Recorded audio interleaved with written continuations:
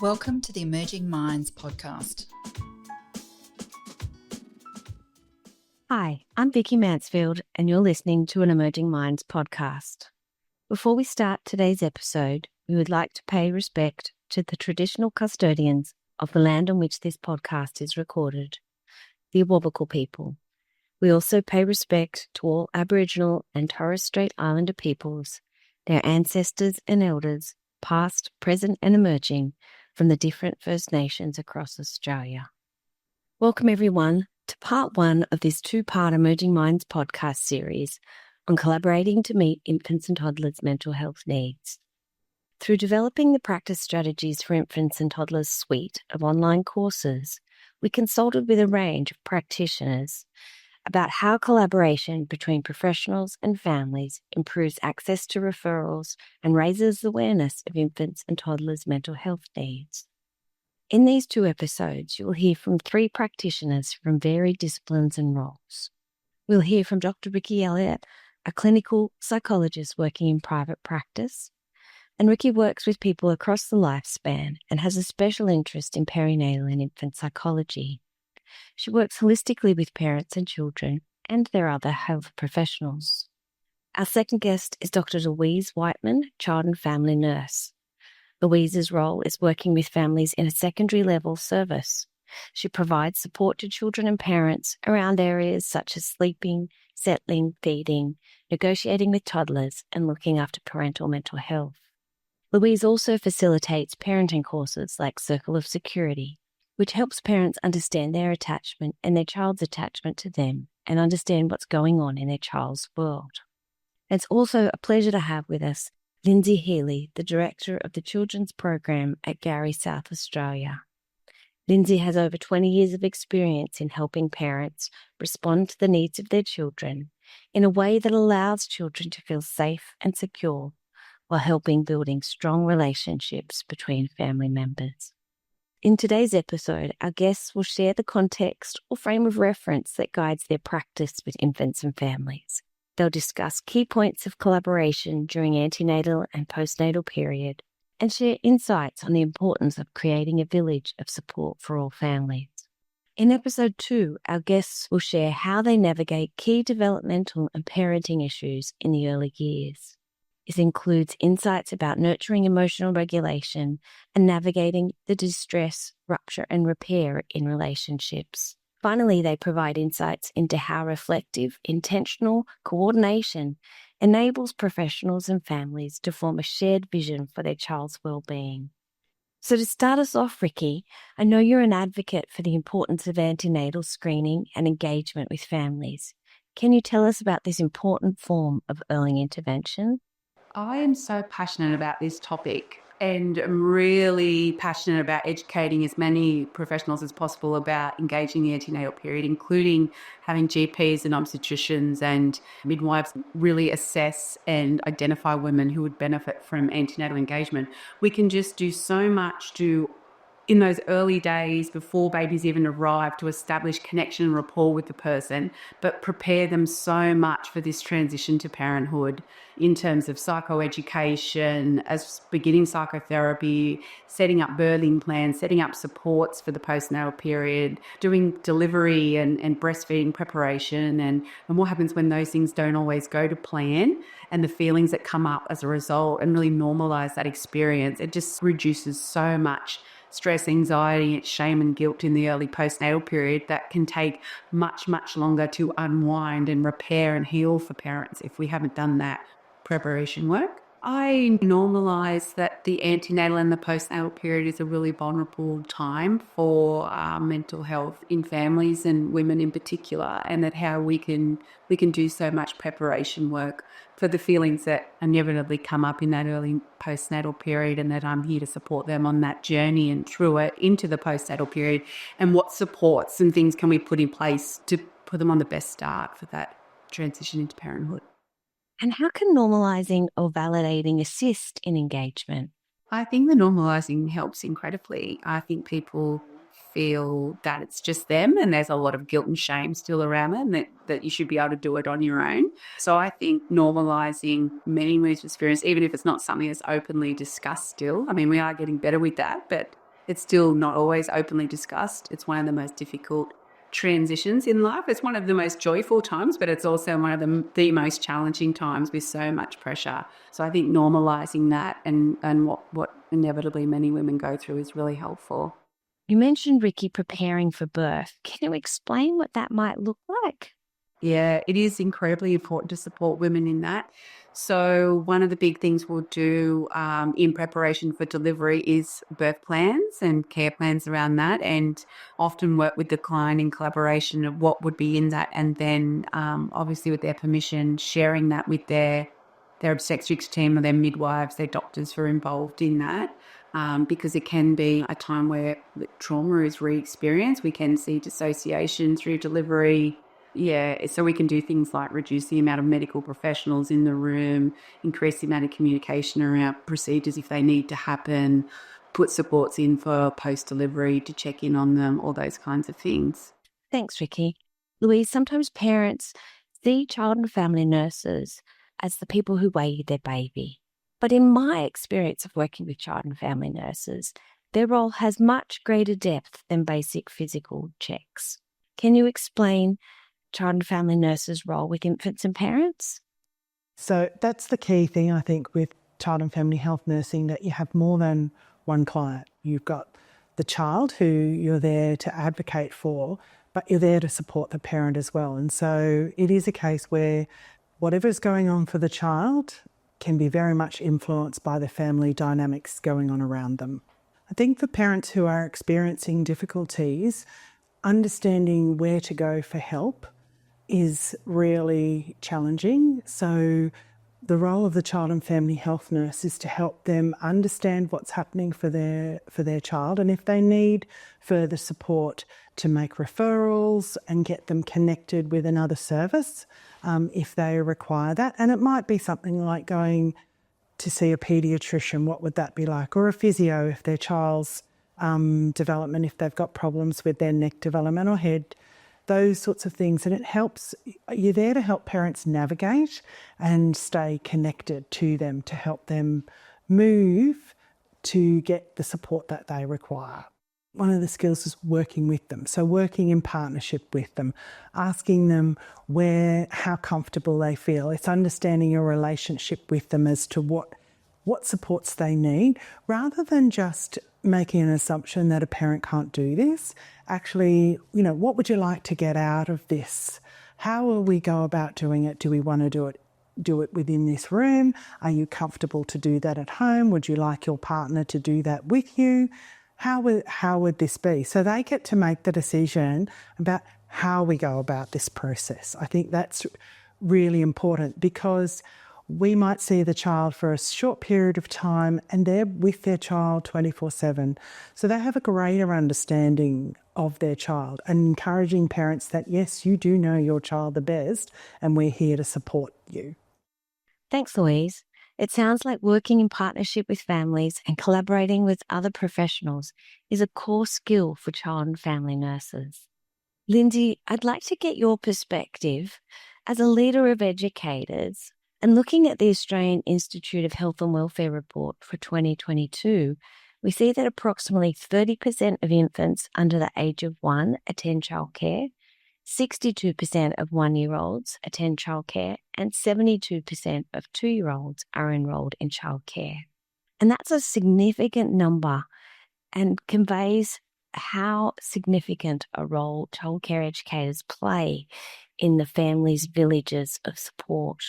Can you tell me your thoughts on the role educators play in being a part of a family's village?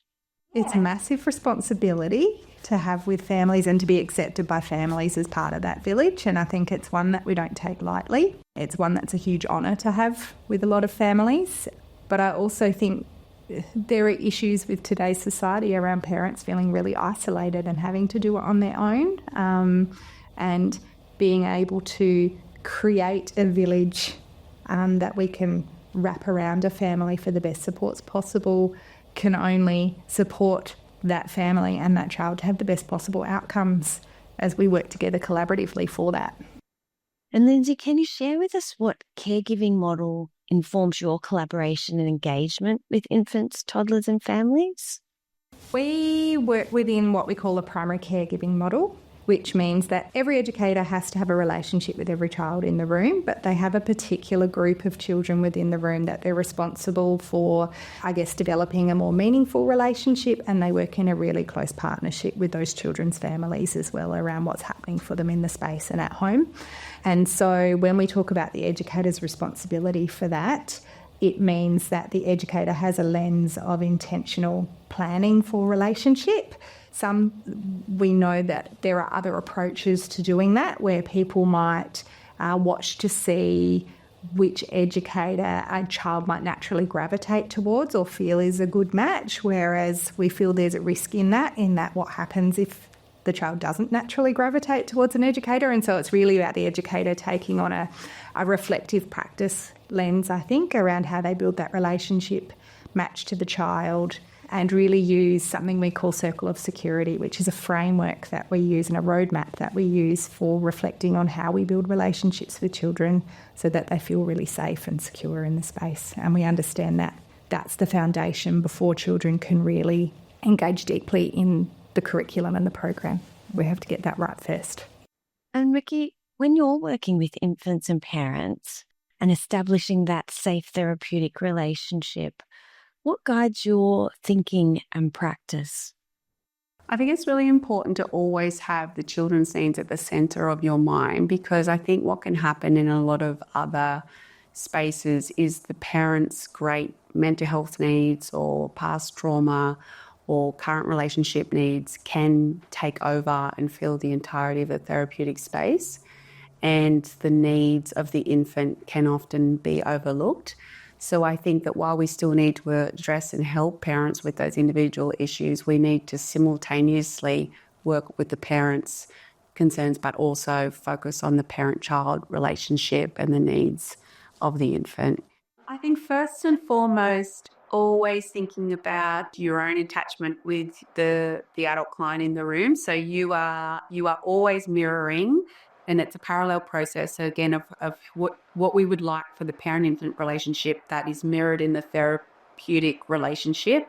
So again, establishing that secure base, that rapport, that engagement, the parent feels safe, not judged, that you're kind, you're caring, you're understanding, before we then move into anything else. And then it's kind of the same thing that we then do with parents once that's established, is curious, reflecting back strengths in the relationship, being curious about the infant's needs, being curious about what that particular challenging one brings up for the parent, and being able to be with them in that.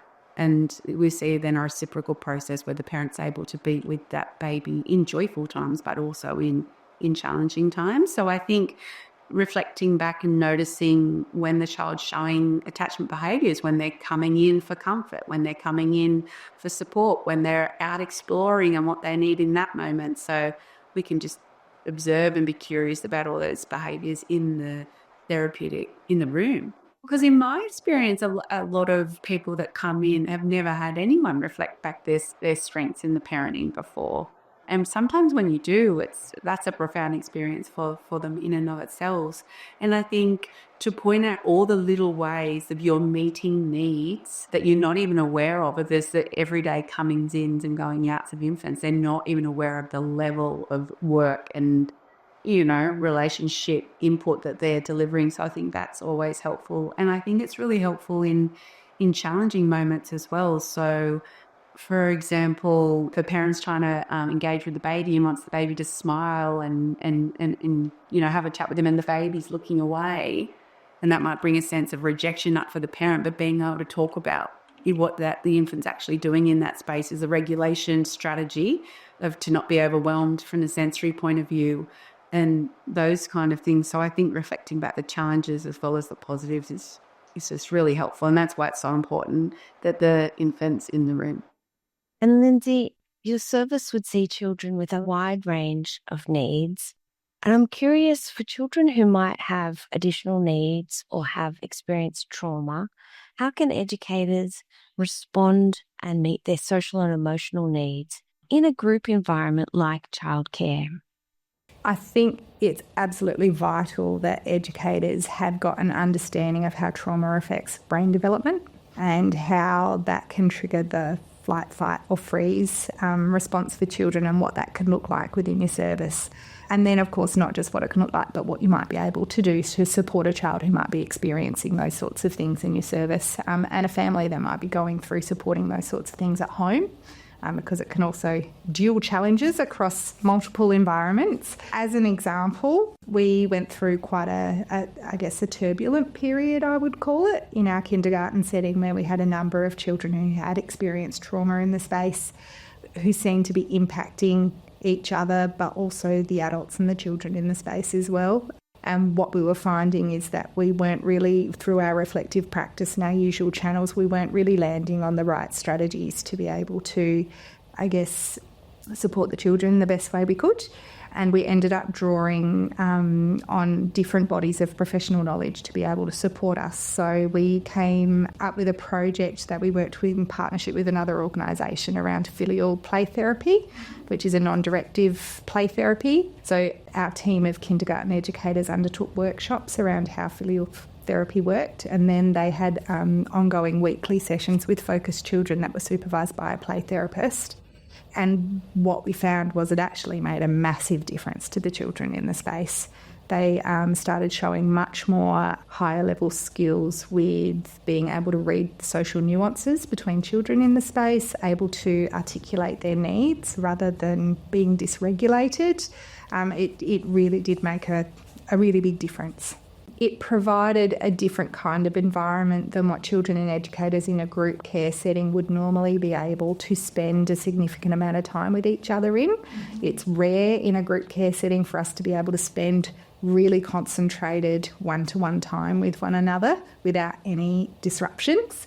So that project gave those educators that time to do that with those children, and it was a really special time that the children and the educators both loved to spend with each other. What stands out for me, Lyndsay, there is that it sounds like educators are really skilled in observing our young children's needs. What do you think are the benefits of educators and allied health collaboration? I think educators get to have a different kind of relationship with the children that they work with than perhaps allied health workers do. I think it comes from both sides. We both offer different perspectives of the things that we notice and experience when we are working with the child, and pulling together our professional knowledge to understand that from multiple perspectives, I guess, provides a richer platform to be able to plan more responsive strategies for children. Rickie, from your perspective as a psychologist, how important is coordinating and working with educators or other professionals in your work with families? I've been working with early childhood centres. I think with all children, including young children, we have to work holistically with their whole network. And some young children have really important relationships with their early day care providers.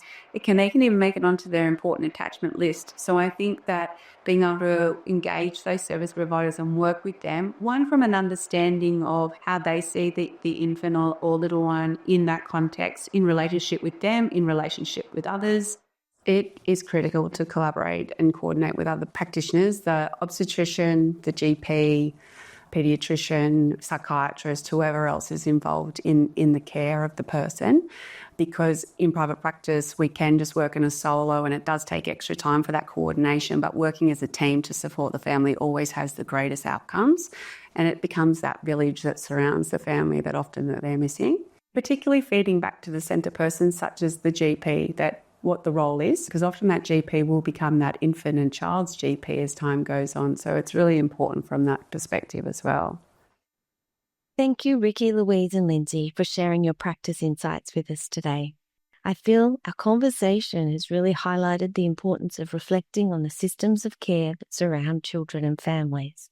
This enables us better to consider each other's roles and our practice frameworks, which really helps with that cohesive coordination and communication between professionals and families, and ultimately enables us to all keep infant and toddlers in mind throughout our service. We look forward to continuing this conversation in episode 2. Visit our website at emergingminds.com.au to access a range of resources to assist your practice. Brought to you by the National Workforce Centre for Child Mental Health. Led by Emerging Minds, the centre is funded by the Australian Government Department of Health and Aged Care under the National Support for Child and Youth Mental Health Program.